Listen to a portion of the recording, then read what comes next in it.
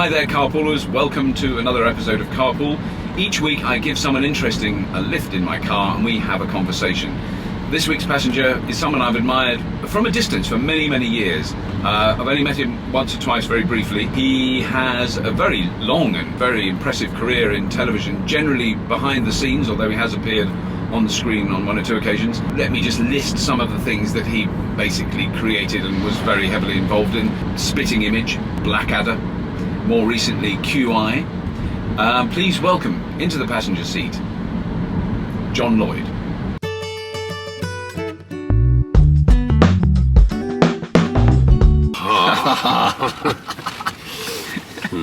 Welcome to the world of new media.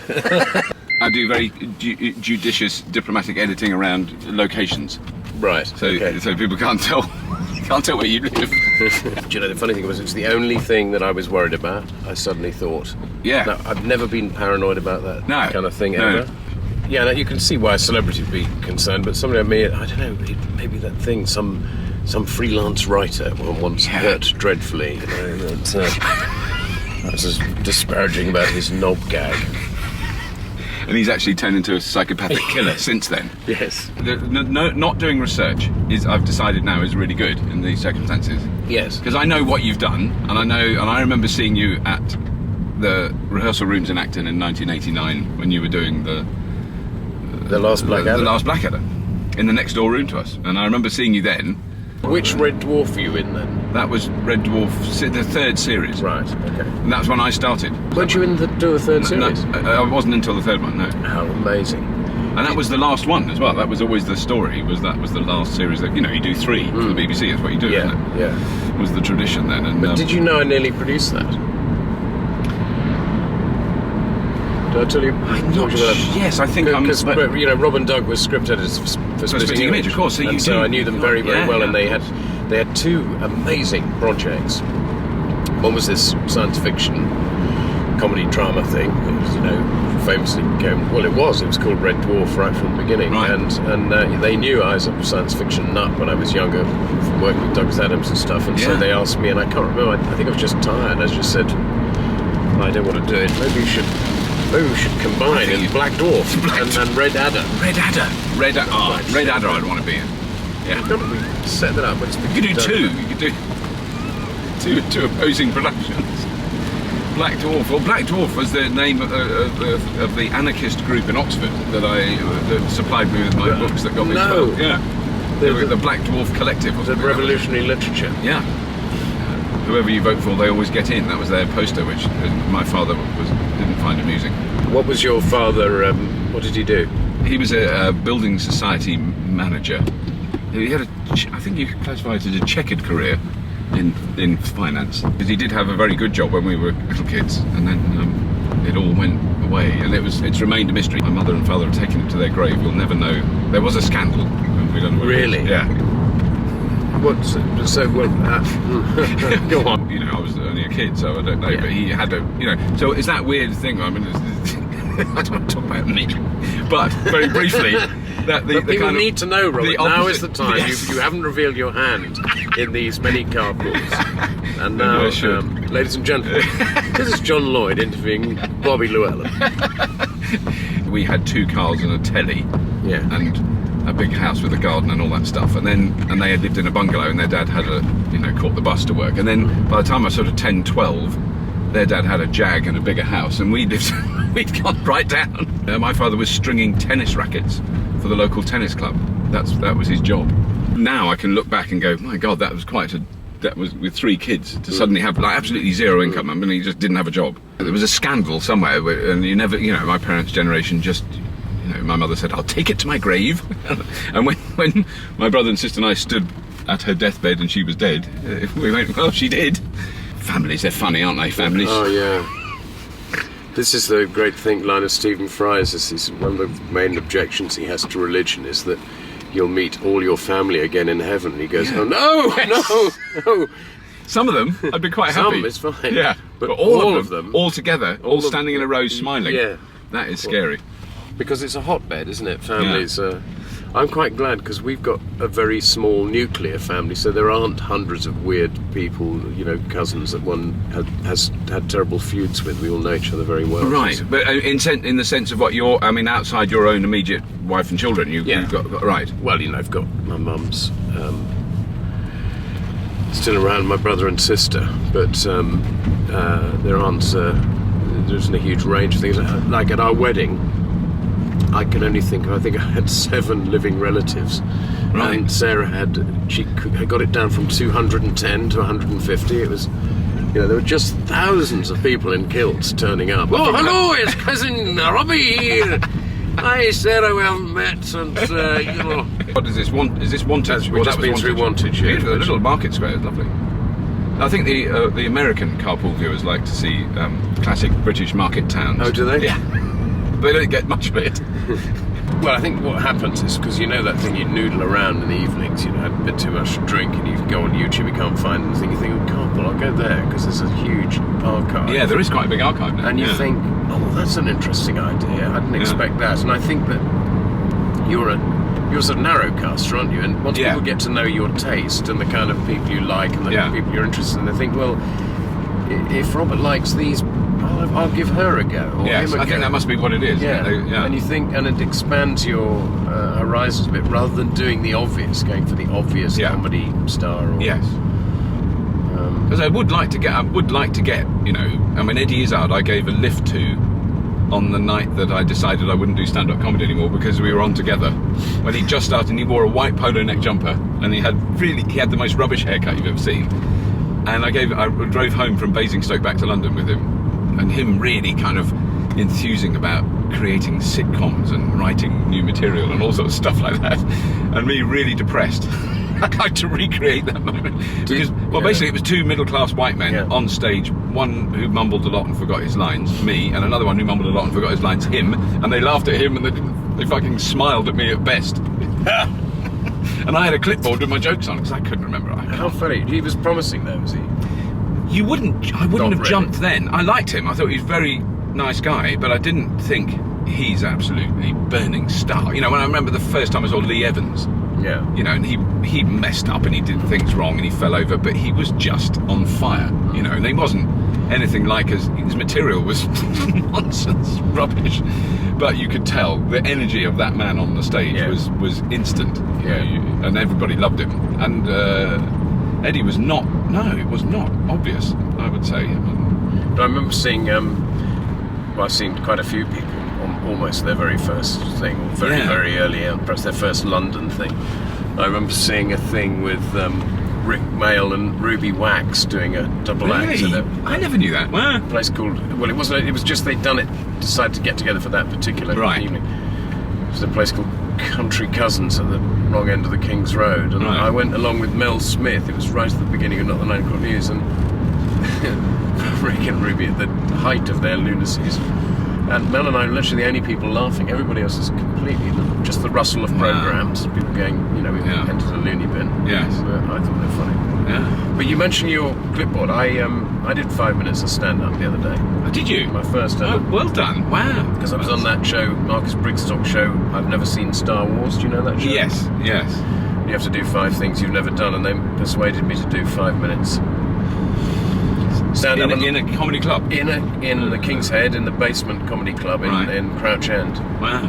And like you, I took a clipboard because I was too nervous. I thought I'll forget if I don't have some notes. And it was absolutely terrifying. Was it really? Because you've done, you've been in that world. Yeah, and I've done public speaking. And you've done public speaking, and been interviewed and stuff. But the naked thing of just getting up and being funny for no other reason than you're trying to make people laugh. I've never had that pressure before. Yes. It is horrible. And it was beyond fright, I was like, I just thought, well, my life is over, And I mean, do you think that the audience, there would have been people in the audience that, even if they'd never seen you interviewed, never seen you, they'll have known your track record. So I wasn't allowed to be introduced as me. Right. I wasn't allowed to say who I was and why I was there. Right. That was part of the deal with Marcus Brigstock. Right. That was, I see. You had to just go on, and the comic, the compare issues with, ladies and gentlemen, a big hand for Lloyd! Right. So you're a Lloyd. then this, shambling old git comes on. It was. They must have thought there must have been a lot of rustling of programs. Yeah. Hello. But I comfort myself that I'm a lot younger than Billy Connolly, so I've still got time. Yes, exactly. You can polish it. Polish my one. Where I've spent so many years of my life going to offices with people who are in a position to pay for a TV series. I've really wasted. If you added it all together, it would be frightening. And I never had a hope. Now I look back, I go, of course they're not going to give me a gig. Why would they even dream of it?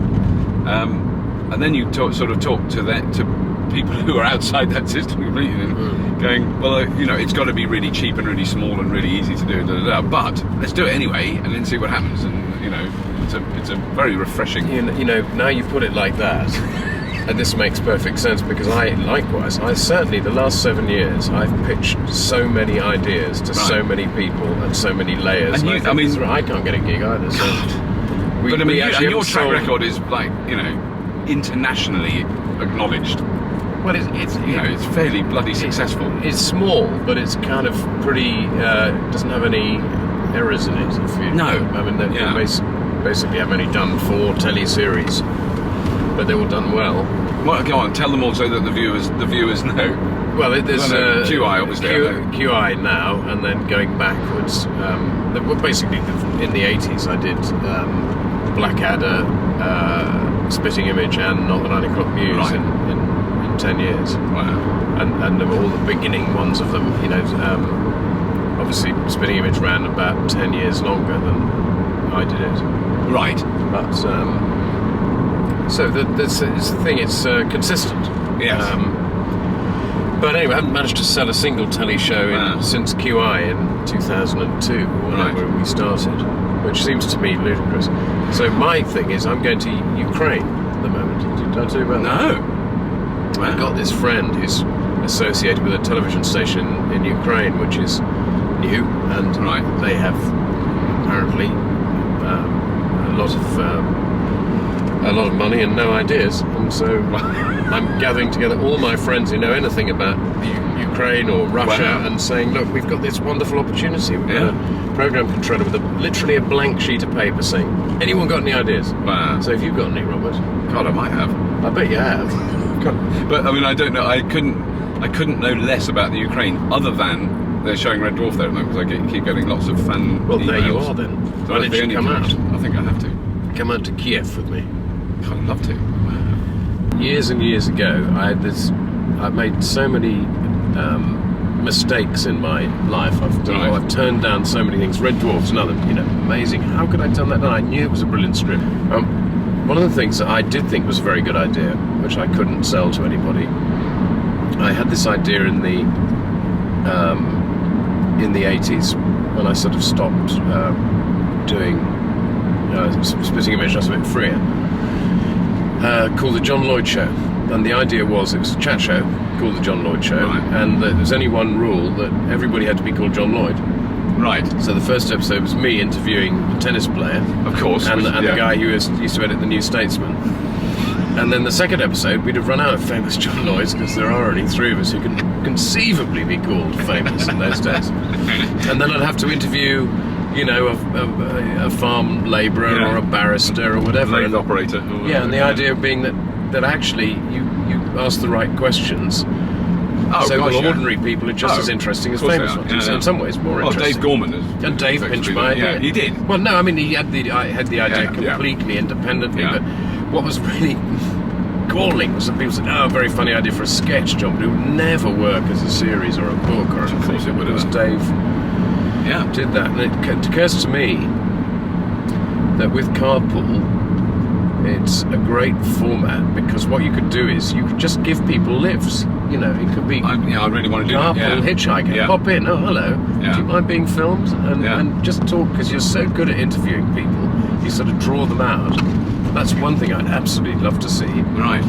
And just to see if it would be equally entertaining. Find the story of a person you've never clapped and don't know eyes anything about. Genuinely don't think about.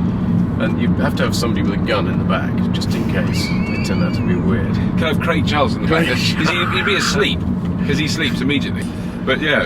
And then the other thing I think is because you've slightly, obviously, you've played it on. Say, I'm kind of producing things. No, do it. I It's fantastic. This is how you should do it. I want it. The other thing that I immediately thought was, you spoke about Rebecca Watson earlier, is start with your friends and people you know, people in a similar area of business. And I want carpool ideas. I want to say, all right, I want genetics. I want the environment. I want higher mathematics. I want physics. See, can you have a conversation about the big ideas? Yes. About the meaning of life, about philosophy, psychology. Yeah. Yes. I mean, I have sort of touch on it, but not. I mean, that's probably where I fall down.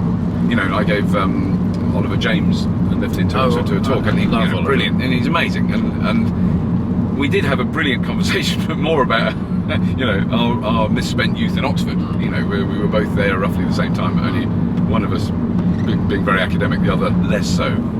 And I think I'm, and Baroness Greenfield. Talked to her, but I could have asked brilliant questions. Now I've read more about her and found out more. I could have maybe steered it slightly differently, but I would just.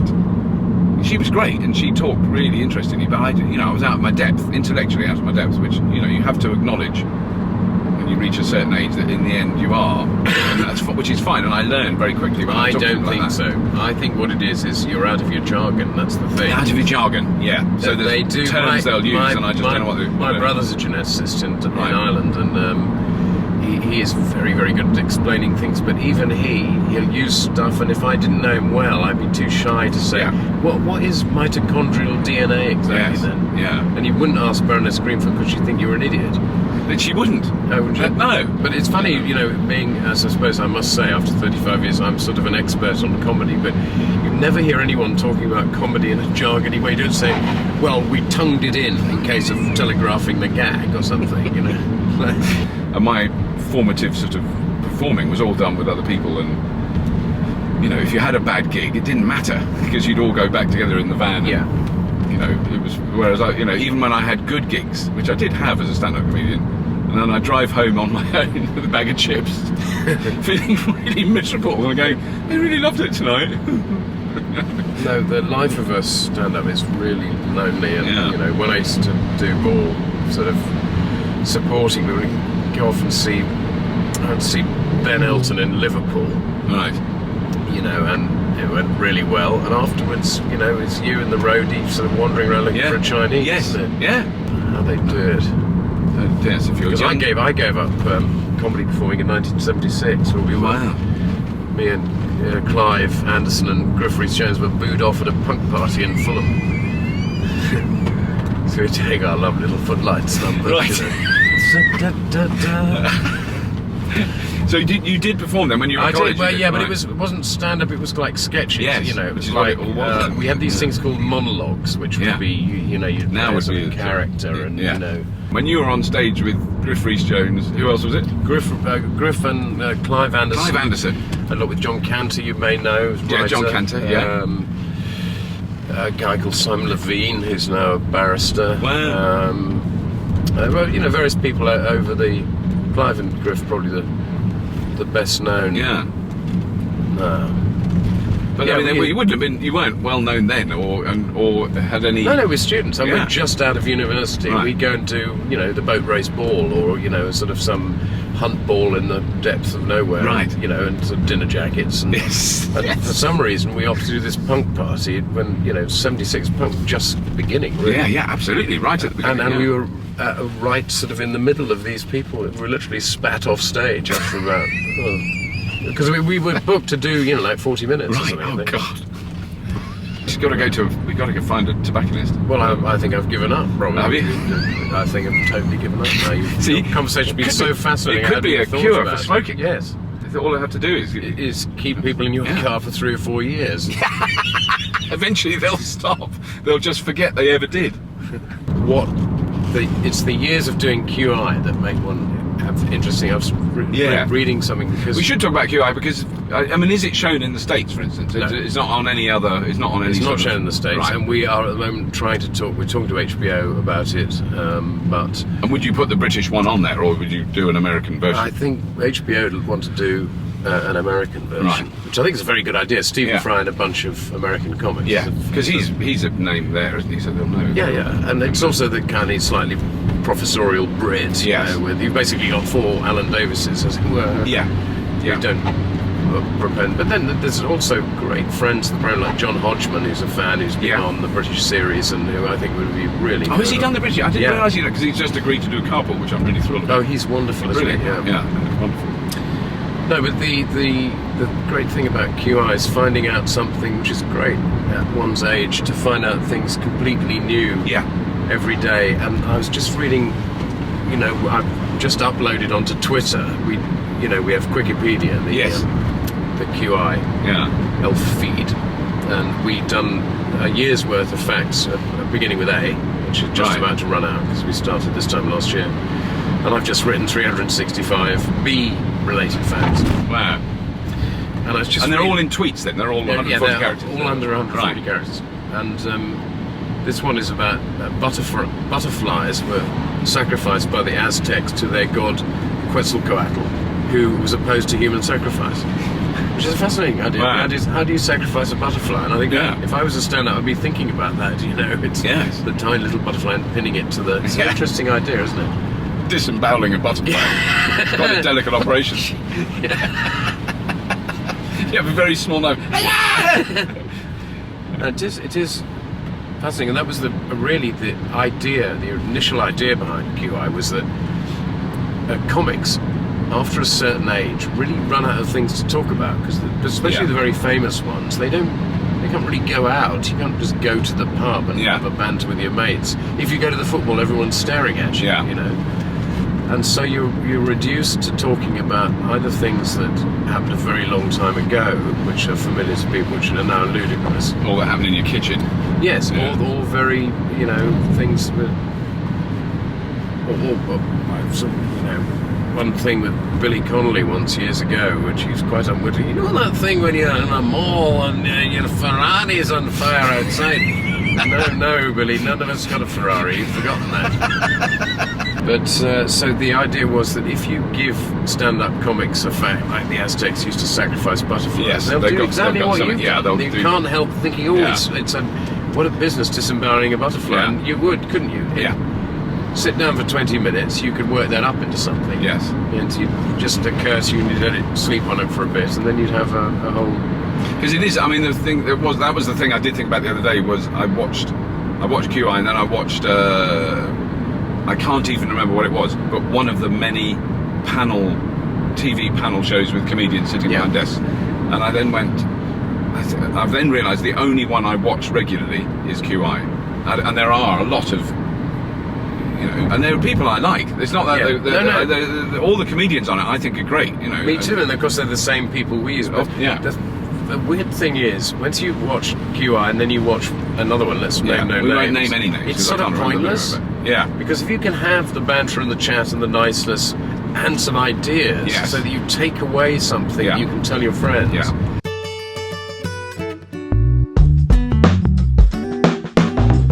It's the Philip Larkin thing, that great poem, they fuck you up your mum and dad, which is the line everybody remembers. Oliver James's books, isn't it? They X you up your mum and dad. Yeah.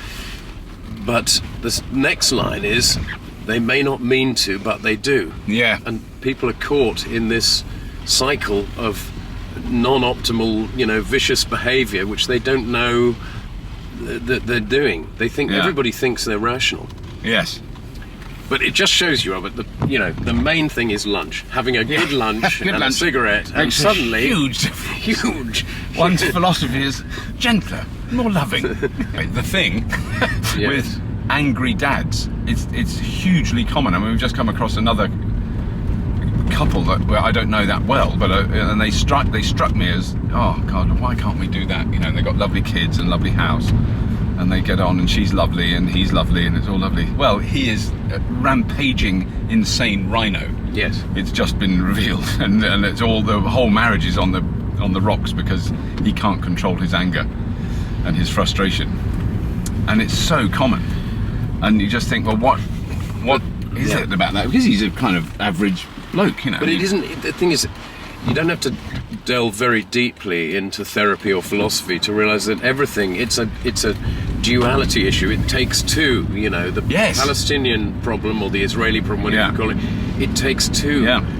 And the thing is, it's a very common thing that you bump into is the person who's the angry one is maybe goaded into it by the person who's calm. Who's all calm. It may be a manipulative thing. It's not like some people are.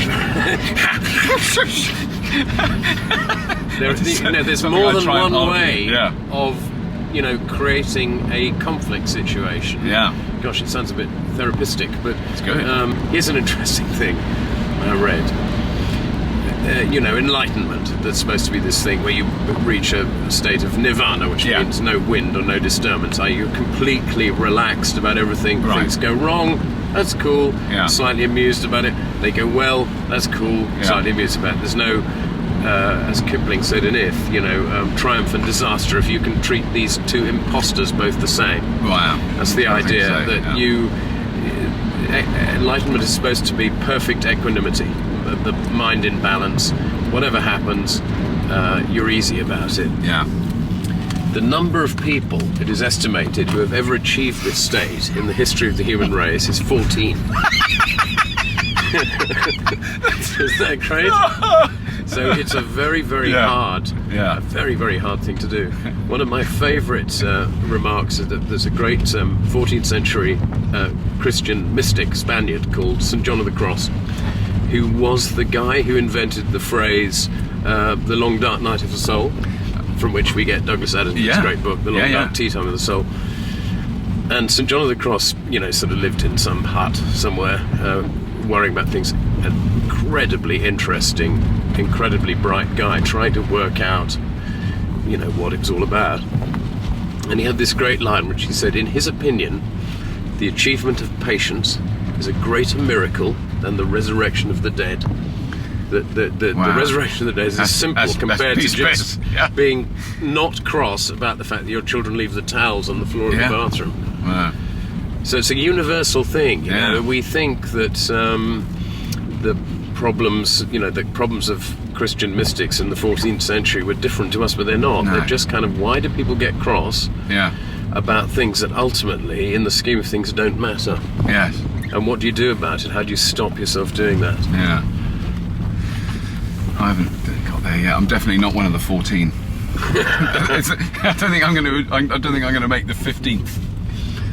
I don't know. Well, it can happen at any moment. It's happened. You are number 15. Yes, you are the one.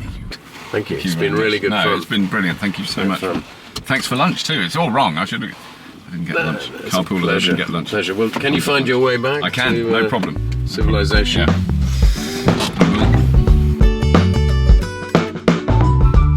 So, basically, in improv, you talk about an offer. Everything you say is an offer. So I might say, "Good morning, doctor," and you'll say, "Oh, Mr. Malarkey, I see your leg's better."